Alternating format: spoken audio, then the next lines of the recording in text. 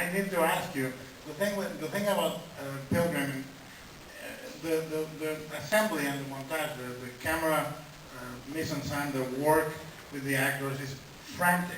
The pitch of the movie is super difficult. But I think that everything, I'm going back to Michael Thompson again, because for all this to work, you need to have a center, a gravity, almost like an innocent. And I'm not talking just about the way you draw them, but an innocent, wide-eyed character at its center. He almost needs to be the character that changes the latest and the least at the end. And it's ultimately him accepting himself in a strange way. And I think that's one of the choices where it's perfect Michael to have done it. But when you got the call or you got the offer, what did you think about the comics and the idea of playing? I love the comics. I read the comics, the first two, I think, were right around that time, and I loved Edgar's movies. We got together in Toronto. You basically told me in that meeting that you wanted to do it with me, I think, and that was really exciting. Oh, come on. If he wanted to do it with you? Sexual. We were already in the hotel lobby. We just went upstairs. 4 years went by. He mentioned his club. At that point, I couldn't really say no. I was deeply committed to him. Yeah, no, we had a really nice lunch, and he said to me, "You're a little young, but No! I really enjoyed the way your body looks." Have you seen any Gladiator movies?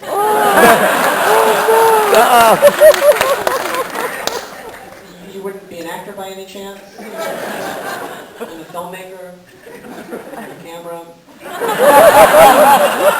So, yeah, and then I said, sure, yes to anything you're going to ask me. I was young and impressionable. We were talking on introducing the master, Brad Allen, and knowing him as a stern taskmaster, did he torture the fuck out of you?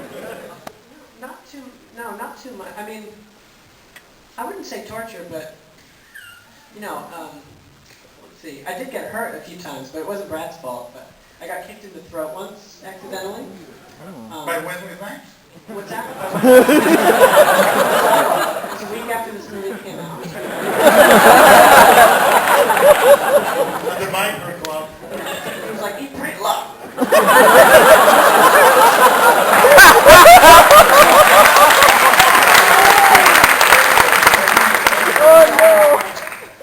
A few skateboards broken over my head, but Brad was great. He was a really good influence on set, and so is Pung, who is also part of the stunt team. And Pong is a master. Pung's incredible. And he can kill you with a single punch, Yeah. which also makes him awesome. Well, originally Anton Yelchin was going to be Scott Pilgrim, but he actually was killed in the rehearsal.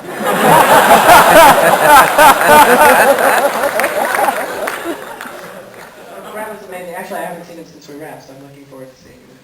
Hey, man. How much did you have to train? We trained for about 2 months, just running and learning the actual choreography and like bouncing medicine balls and gossiping and all sorts of stuff. Fantastic. Yeah.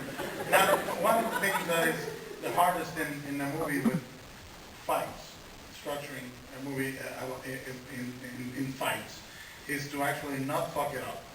Because you end up mapping the fights to the way you imagine them, and I have fucked up.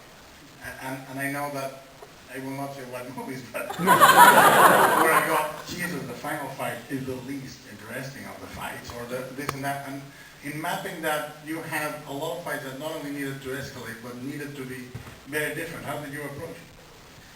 Well, that was one of the ways we had to kind of differ away from the books. For instance, one of the reasons that the twin scene is very different from the books is because, Bryan's books were like pretty much one a year over 6 years. 5 years. Yes. But we had to kind of like change them so they weren't all fist fights, and so that they had different elements. So that was like the biggest challenge. And so you notice like the fight with Todd Ingram is basically a musical battle, and the one with the twins is completely a musical battle. And that was really a way of like sort of pacing it so that they weren't all kind of like martial art kind of fights. So it was very, you know, and it's a film that has 7 fights in it, and it's a kind of like really ambitious thing to kind of do that many big set pieces, and also kind of not lose the energy, you know, the cast and the crew, and certainly, you know, we were talking about this earlier, sometimes you kind of feel that like end fights in films kind of like peter out because like the crew is exhausted by the time they get to that. If it's shooting in sequence, like there's films that I've seen where I can tell that they kind of like the final fight didn't really happen because like sort of the crew and the cast were just like Fuck this shit. yeah, white. In this, like the final fight was like the most painstaking and took the longest to do, and you know we just kind of had to. I wanted to make sure that like I mean it's different from like the whole kind of premise of it was to make it play like a musical, but because there is this level of reality to the film where, you know, Scott Pilgrim is kind of as indestructible as Mario, so there's not the same danger that you would get with like a, you know, a Jackie Chan film or a John Woo film. It's kind of, it's more spectacle than like danger necessarily, and as such, like a lot Like a musical in a way. yeah, and a lot of the references, like, and me and Brad would talk about, you know, the similarities between kind of like Jackie Chan and Gene Kelly, and, you know, like...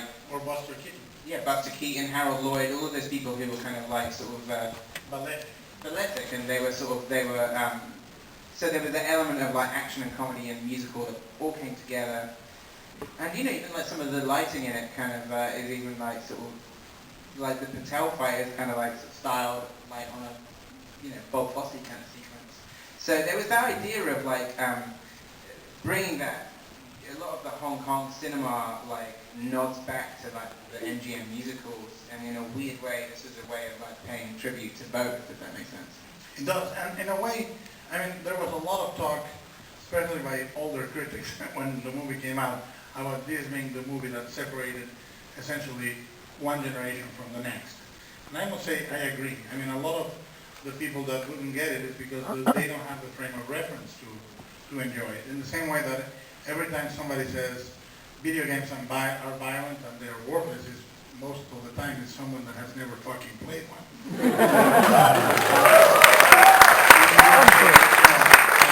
It's sort of like that saying, if the music's too loud, you're too old, you know? And I believe that it's the first movie, in the same way that Lester, in many ways, articulated the pop culture of the time. It's the first movie that articulates our pop culture.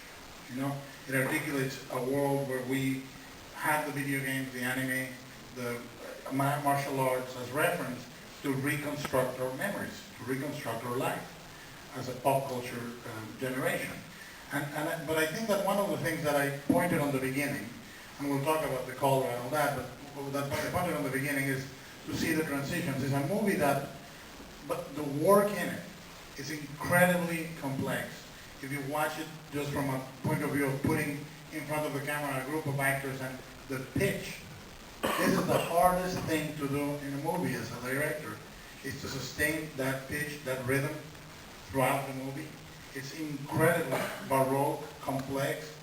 It goes from having you shoot out the window in the background when it's needed, or having people jump in front of the lens at the right moment, the camera being always active. And this definitely comes from the memory of reading the book, the comic book, but it's not necessarily something that was in the book.